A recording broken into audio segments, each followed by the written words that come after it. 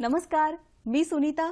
मुंबई आमची मुंबई या कार्यक्रमात तुम्हा सगळ्यांचं मनपूर्वक स्वागत करते. मित्रांनो, 2 श्वासांमधलं अंतर म्हणजे जीवन. या श्वासांमधूनच आपण प्राणवायू शरीरात घेत असतो आणि हाच प्राणवायू आपल्या शरीरात चैतन्य निर्माण करत असतो. याच प्राणवायूवर आपलं आरोग्य निर्भर असतं. रसिको, परंतु दिवसेंदिवस पर्यावरणाचा ऱ्हास होत चाललेला आहे. वातावरण दूषित होत चाललेलं आहे. हा प्राणवायू शुद्ध राखण्यासाठी अत्यंत महत्त्वाची असतात ती म्हणजे वृक्ष. परंतु माणसानं स्वतःच्या स्वार्थापायी या वृक्षांची बेशुमार कत्तल केलेली आहे. डोंगरदऱ्यांचा नाश केलेला आहे. रासायनिक आणि आण्विक कारखान्यांमधून निघणारा धूर हा वायू प्रदूषित करत आहे. वाहनांमधून निघणारा धूर आणि त्यातून निघणारा सल्फर वायू हा देखील वातावरण प्रदूषित करत आहे आणि या सगळ्याचाच परिणाम सजीवांवर होत आहे. या विषयावर आपण सांस्कृतिक घडामोडी, फिरतं विज्ञान प्रदर्शन म्हणून ओळखल्या जाणाऱ्या सायन्स एक्सप्रेसचं मुंबईत आगमन, वरळी इथल्या परिसरात वृक्षारोपण कार्यक्रमाचे आयोजन, मुंबई दूरदर्शन केंद्रात हिंदी कार्यशाळेचे आयोजन, रवींद्र नाट्यमंदिर प्रभादेवी इथं नृत्य महोत्सव या कार्यक्रमाचे आयोजन, आकाशवाणीचा 90वा वर्धापन दिन सोहळा. विज्ञानाने या जगाला दिलेल्या देणग्या हे म्हणजे मानवतेला लाभलेलं एक वरदानच आहे. विज्ञाननिर्मित अनेक आविष्कारांचं आपल्या आयुष्यामध्ये अत्यंत मोलाचं असं स्थान आहे. या विज्ञान निर्मित अनेक गोष्टींमुळे आपलं आयुष्य अधिक सुलभ आणि जलद झालेलं आहे. याच विज्ञानाला प्रोत्साहन मिळावं म्हणून भारतीय रेल्वेने एक अत्यंत महत्त्वाचं पाऊल उचललेलं आहे. रेल्वे मंत्री माननीय सुरेश प्रभू यांनी छत्रपती शिवाजी टर्मिनस येथे व्हिडिओ कॉन्फरन्सिंगद्वारे या कार्यक्रमाचं उद्घाटन केलं. फिरतं विज्ञान प्रदर्शन म्हणून ओळखली जाणारी सायन्स एक्सप्रेस मुंबईत दाखल झाली. रेल्वे मंत्री माननीय सुरेश प्रभू यांनी दिल्लीहून या कार्यक्रमाचे उद्घाटन व्हिडिओ कॉन्फरन्सद्वारे केले. सब लोग जानते हैं कि विश्व में बहुत सारी समस्या है और कभी कभी ये मुश्किल हो जाता है कि समस्या इतनी कठिन होती है कि कौन सी समस्या सबसे ज्यादा कठिन है कहना ही सबसे कठिन बात बनता है. लेकिन मुझे पूरा विश्वास है कि इस प्रदर्शनी देखने के बाद और जिन्होंने जलवायु परिवर्तन में जो परिणाम दिखाई दे रहे हैं क्लाइमेट चेंज की तरफ, उसको सही माने में समझने के बाद कोई भी ये जरूर कहेगा कि हमारी सबसे बड़ी समस्या विश्व के सामने ये पर्यावरण की समस्या है. और पर्यावरण की समस्या भी ऐसी है कि सिर्फ पानी, सिर्फ हवा, सिर्फ जमीन, सिर्फ जंगल, सिर्फ होने वाले प्रदूषण के सीमित नहीं है. तो सही माने में पूरी मात्रा में पृथ्वी पर होने वाली पूरी प्रकृति की रक्षा करने के लिए, प्रकृति नष्ट होने की स्थिति में जो आई है उसका कारण है क्लाइमेट चेंज. और इसलिए उसको निपटने के लिए बड़ी मात्रा में सभी को काम करना चाहिए.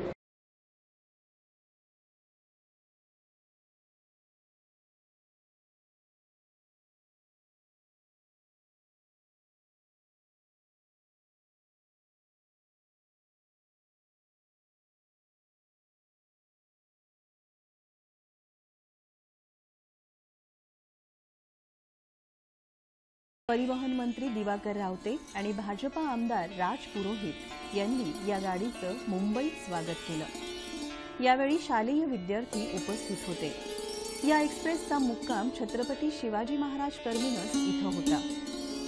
16 डब्यांच्या या गाडीत विद्यार्थी आणि शिक्षक यांच्यासाठी विशेष उपक्रमांचं आयोजन करण्यात आलं होतं.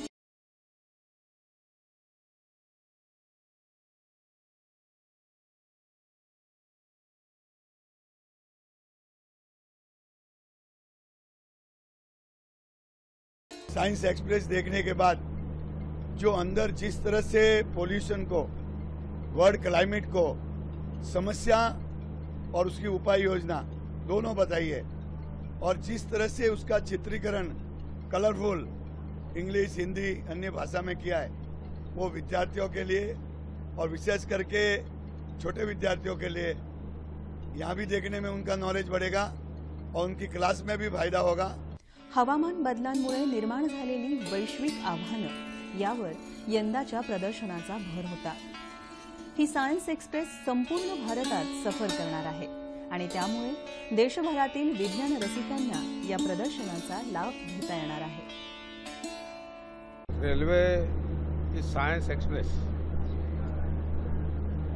कशी कल्पना सायन्सची अभिनव आहे, परंतु एक्सप्रेसची अभिनव नाही। या माध्यमातून स्वामी विवेकानंद लोकांनी पाहिले, रवींद्रनाथजी टागोर पाहिले। या देशामध्ये मुलांपर्यंत पोहोचवण्यासाठी जे जे आहे ते रेल्वेची अशी एक्सप्रेस काम करते। आज मुंबईची सायन्स एक्सप्रेस आलेली आहे आणि विज्ञानातला सर्व अंगाने इथे अंगाचं प्रदर्शन इकडे आहे। ते जमिनीपासून ते आकाशपर्यंत आणि पाण्यापासून ते हवेपर्यंत भविष्यामध्ये जे जे विज्ञानामुळे घडणार आहे त्याचे धोके सांगितलेले आहेत आणि विज्ञानाचं शास्त्र हा लहान मुलांना कसा अवगत होईल हेही सांगितलं आहे। भूदेवतेने आपल्याला दिलेलं अमूल्य वरदान म्हणजे निसर्ग। आपल्याला तासाभरासाठी ऑक्सिजन देणाऱ्या इस्पितळांना आपण देवतुल्य मानत असतो, परंतु आपल्याला आयुष्यभर फुकट ऑक्सिजन देणाऱ्या वृक्षांची मात्र कदर केली जात नाही। वृक्षांची बेशुमार कत्तल केली जात आहे। वृक्ष हे अतिशय मोठ्या संख्येने तोडली जात आहेत। रसिको, खरं तर वृक्ष ही आपल्या आयुष्यामध्ये अत्यंत महत्त्वाची असतात। या वृक्ष तोडीमुळे वनक्षेत्र घटत चाललेलं आहे। ग्लोबल वॉर्मिंगची झळ बसून शेती क्षेत्र धोक्यात येतं आहे। कमालीचा उकाडा, तापमान अत्यंत वाढलेलं, पावसाची अनिश्चितता, या साऱ्याला कुठेतरी आपणच जबाबदार नाही आहोत का? रसिको, हे अत्यंत खरं आहे आणि म्हणूनच यावर नियंत्रण मिळवण्यासाठी वृक्ष लागवडीचा उपक्रम अत्यंत नेटाने पुढे नेणं तितकंच महत्त्वाचं आहे।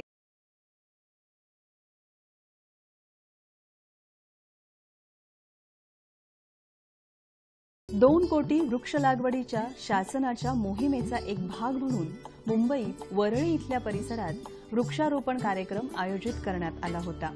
आमदार सुनील शिंदे, नगरसेवक संतोष खरात, वरळी पोलीस ठाण्याचे वरिष्ठ पोलीस निरीक्षक यांच्यासह अनेक नागरिकांनी सुमारे 100 वृक्षांची लागवड केली। यावेळी विविध पक्षांचे कार्यकर्तेही उपस्थित होते।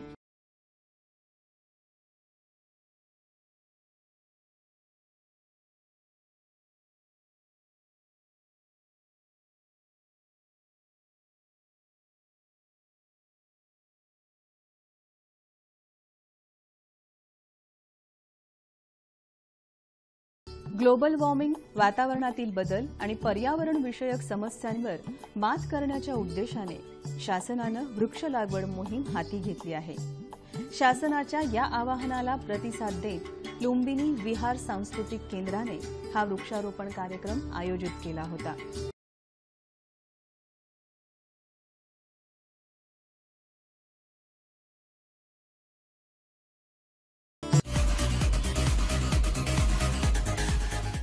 भाषा हे एक असं साधन आहे ज्यातून प्रत्येक प्राणी आपले विचार अभिव्यक्त करीत असतो।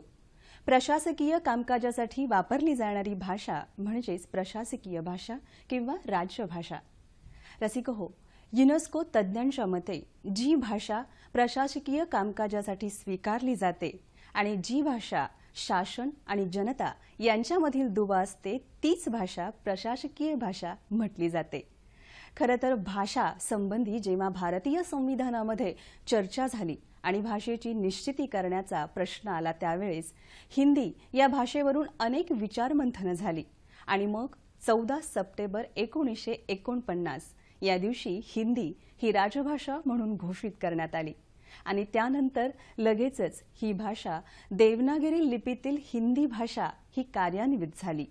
केंद्र सरकारच्या राजभाषा विभागाचे मुंबईचे उपसंचालक डॉक्टर विश्वनाथ झा यांचं यावेळी राजभाषा नीति और यूनिकोड के माध्यम से कंप्यूटर पर हिंदी में कार्य या विषयावर व्याख्यान झालं।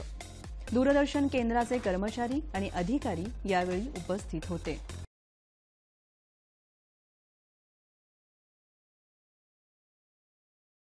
मित्रों, कार्यशाला करना ये एक केवल शासकीय प्रोविजन नहीं होना चाहिए, लेकिन उस कार्यशाला से हम लोगों ने सीखने का प्रयास करना चाहिए और उस दृष्टि से आज का यूनिकोड, जहां हमारा हमको प्रॉब्लम होता है, हम लोग हिंदी में कार्य करना तो चाहते हैं, लेकिन हमारा कार्य वहां रुकता है जहां टाइपिंग की बात आती है।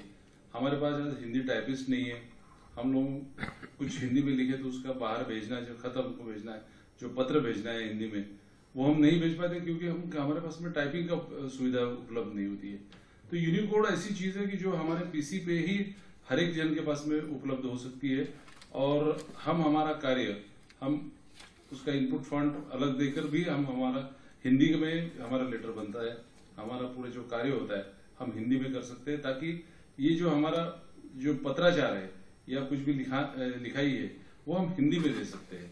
तो इसलिए आप सभी लोगों से निवेदन है कि इस कार्यशाला का पूरा लाभ लें और अपना जिनके पीसी में यदि यूनिकोड ना हो वो अपना डलवा ले और ज्यादा से ज्यादा कार्य हिंदी में करें।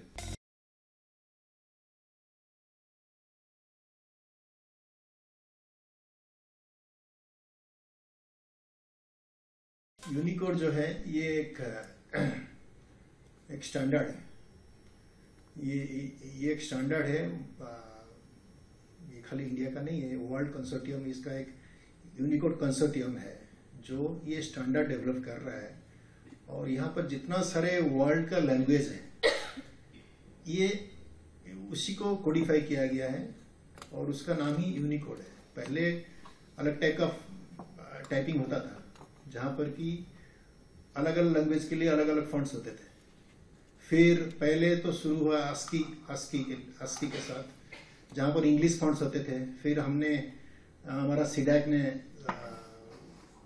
एक्सटेंडेड ASCII लगा के उसमें हिंदी या इंडियन लैंग्वेज डालना शुरू किया।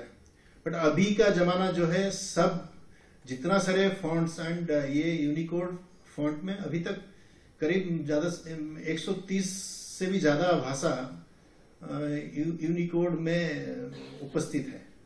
ठीक है ना। तो ये ऐसा है कि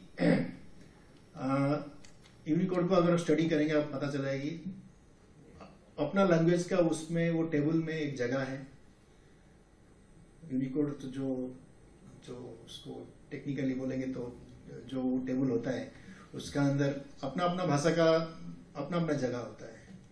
तो कोई भी फॉन्ट चेंज कर ले तो देवनागरी जगह में रहता है, तो मराठी के जगह में रहता है। और इसका क्या फायदा है कि हमारा जैसे कि हम बहुत सारे जगह में टाइपिंग करते हैं, जैसा कि न्यूज में किए, न्यूज को हम इवन डिस्प्ले कराते हैं, उसका स्क्रिप्ट बनाते हैं, फिर उसको हम वेबसाइट में भी डालते हैं। तो हमको इसमें पूरा ध्यान देके सीखना चाहिए।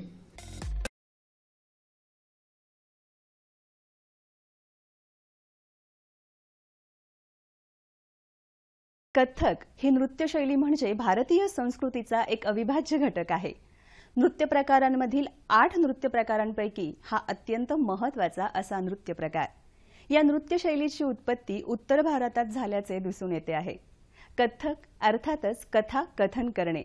या नृत्य कलेमध्ये नर्तक हा नर्तन करत असताना एखादी कथा कथन करत असतो। भारतीय संस्कृतीमध्ये महाभारतामध्ये या कलेचा उगमही लक्षात येतो। रसिको, भारतीय संस्कृतीत या नृत्य कलेला सांस्कृतिक तसंच आध्यात्मिक अधिष्ठान प्राप्त आहे आणि म्हणूनच ही नृत्यशैली म्हणजे केवळ मनोरंजनच नव्हे तर एक अलौकिक साधना आहे असंही म्हटलं जातं।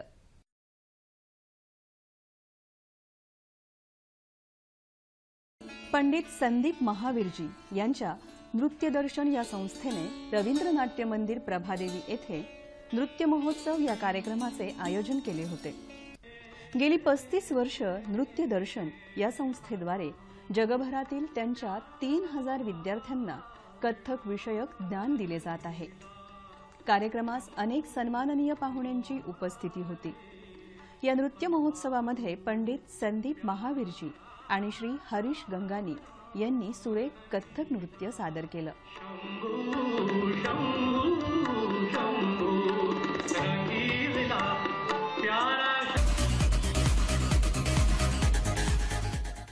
एकोणिसाव्या शतकामध्ये रेडिओकडे एक आश्चर्य म्हणून पाहिलं गेलं। त्यानंतर हळूहळू रेडिओ जवळ बाळगणं हे एक प्रतिष्ठेचं लक्षण समजलं गेलं।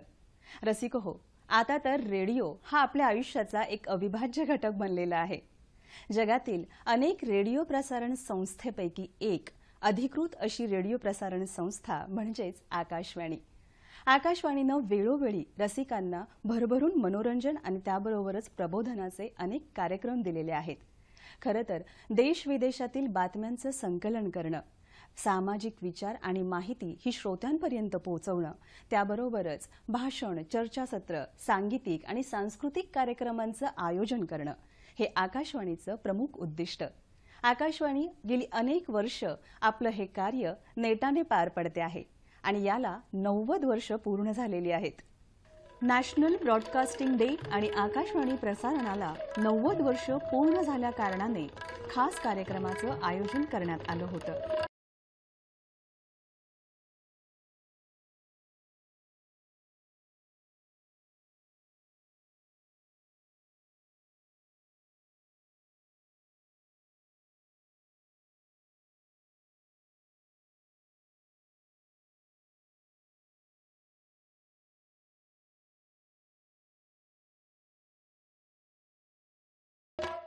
देश विदेशात ख्यातकीर्त असलेले कलावंत या कार्यक्रमात सहभागी झाले होते.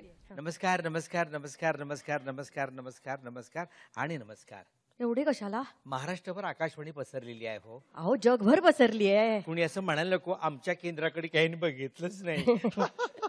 नाही नाही नाही नाही, सगळीकडे तुमचे नमस्कार पोहोचले. ठीक आहे. तर बेसर कुमार, सगळ्यात प्रथम मी तुम्हाला शेवटचा प्रश्न विचारते. म्हणजे मी घरी जायचं ना लगेच. 23rd July is celebrated as National Broadcasting Day.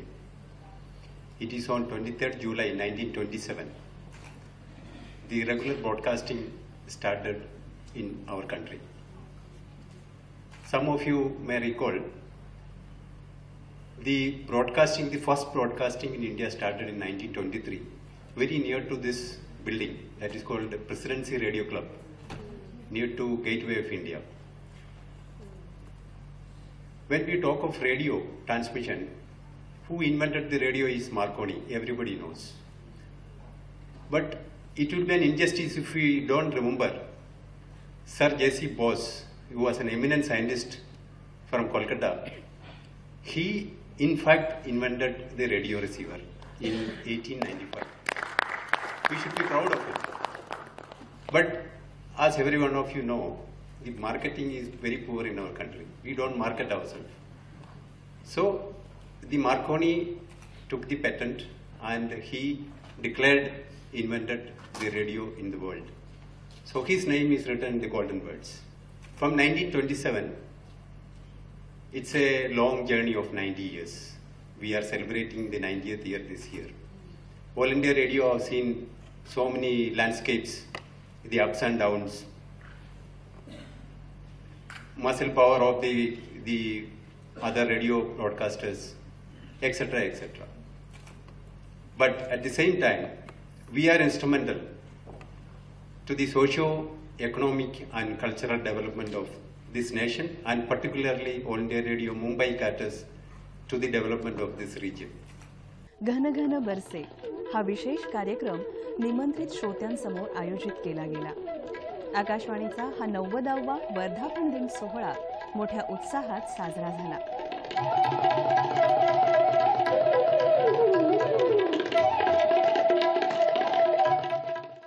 मित्रांनो, कार्यक्रमाच्या सुरुवातीला सांगितल्याप्रमाणेच दूषित हवेमुळे पर्यावरणाचा ऱ्हास होतो आहे आणि जीवनमान खालावत चाललेलं आहे. जागतिक तापमानात वाढ अर्थातच ग्लोबल वॉर्मिंग ही समस्या आपल्या सगळ्यांनाच भेडसावते आहे. उष्माघातामुळे अनेक आजार संभवत आहेत. श्वसनाच्या आजारांना अनेकांना तोंड द्यावं लागतं आहे.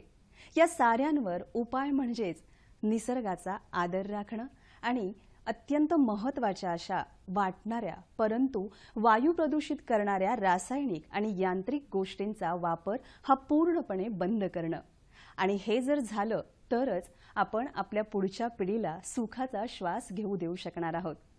रसिको, आज इथेच थांबते आहे, पण जाता जाता एक अत्यंत महत्त्वाची गोष्ट, ती म्हणजे आपला हा कार्यक्रम तुम्ही आता YouTubeवरही पाहू शकता. त्यासाठी आमचा YouTube ॲड्रेस आहे DD सह्याद्री मुंबई आमची मुंबई. चला तर आज इथेच थांबते आहे, पुन्हा भेटते आहेच पुढच्या भागात. तोपर्यंत नमस्कार.